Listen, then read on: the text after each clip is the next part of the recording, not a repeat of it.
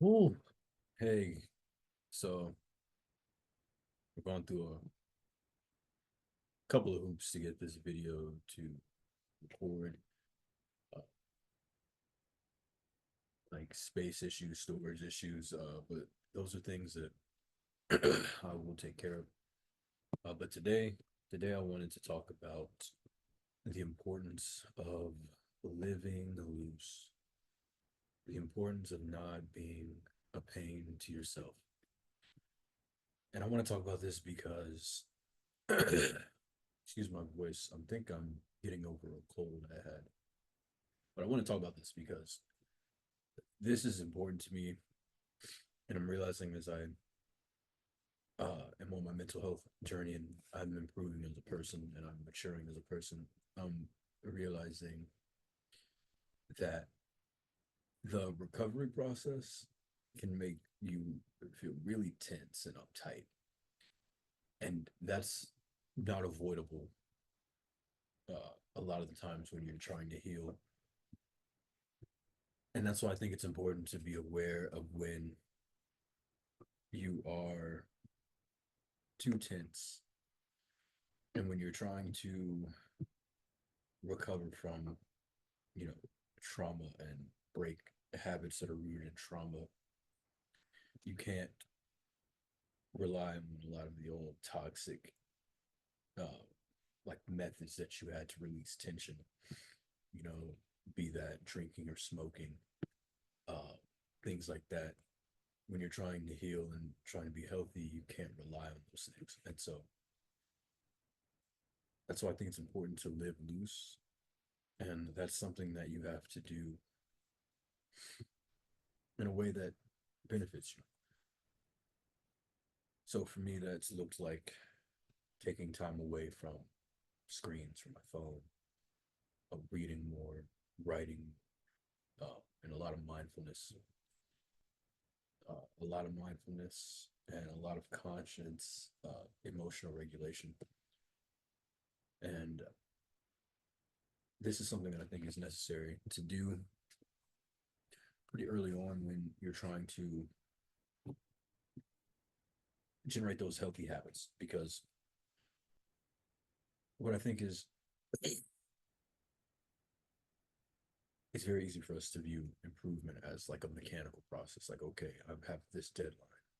2 months from now, I want to, put on this weight because I want to go to the gym because I want to be healthier and I want to make X amount of money because, I want to pursue my dreams and I want to have a job that gives me this kind of money so that I can do, ABC. And those are great.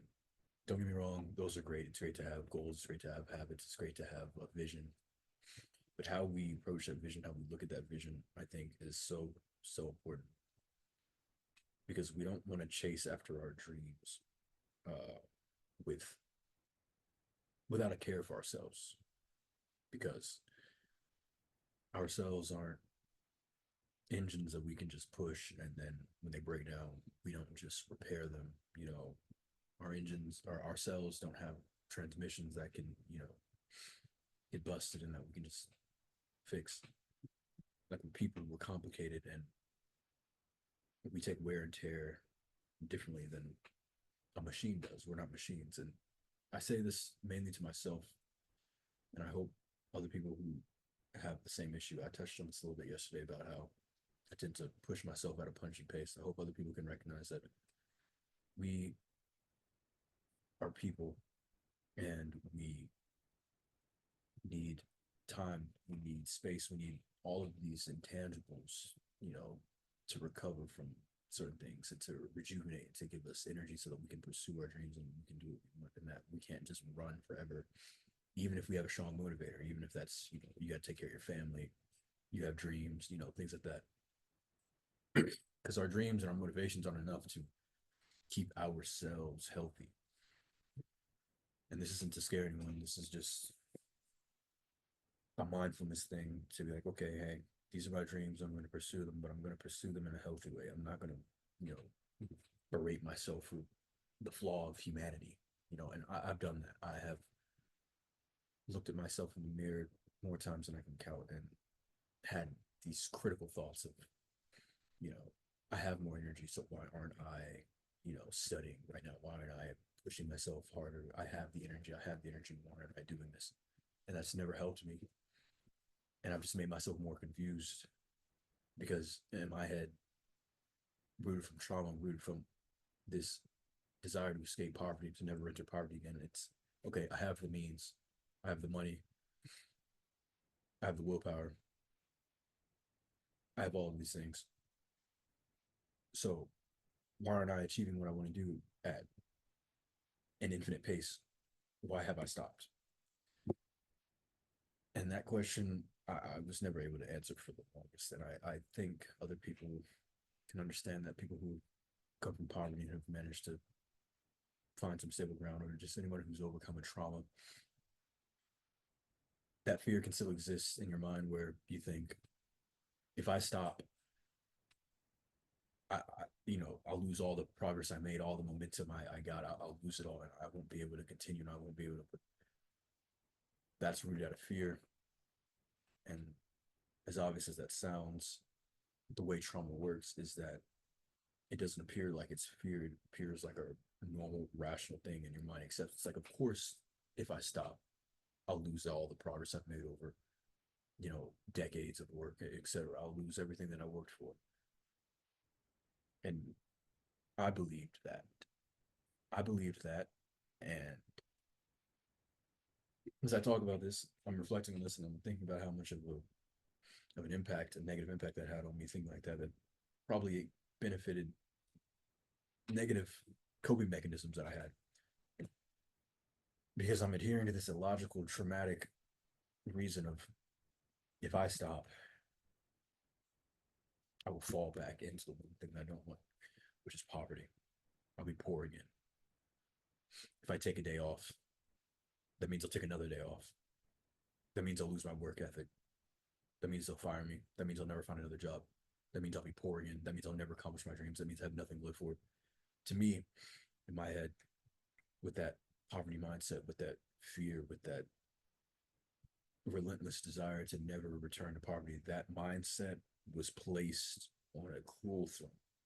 It was honored with my hurt. My hurt honored that thought.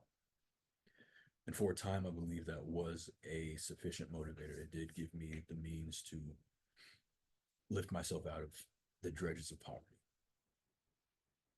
But it's one of those things that stuck around for too long. And that's why I want to go back to my point about living loose, because I believe that's one of the most important ways to almost passively chip away at that trauma reasoning, is to relax, is to relax however you want, however relaxation works for you, to just, not be a pain in your own butt, not be your own critic, your own worst critic, not to be a nightmare, to enjoy your sensations and to enjoy the things in your life, and to do that consistently and with conscious awareness, and to let that state of, okay, it's all right, I'm just okay, like, this is fine, to let that headspace slowly,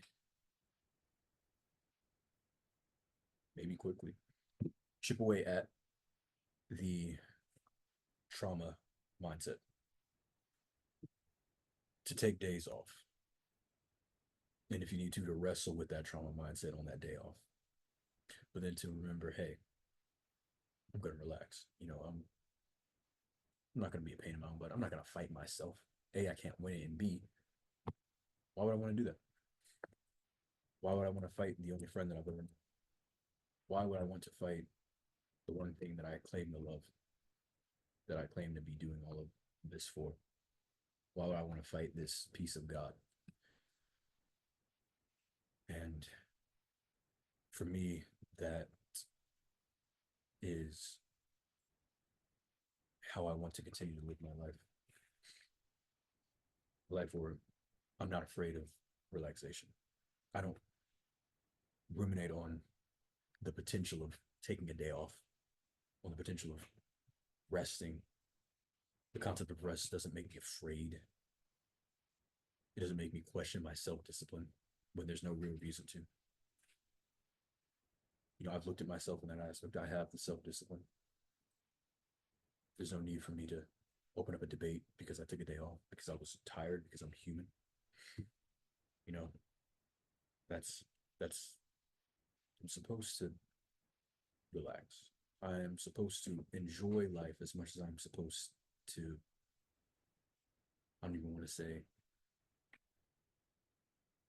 I'm supposed to enjoy life.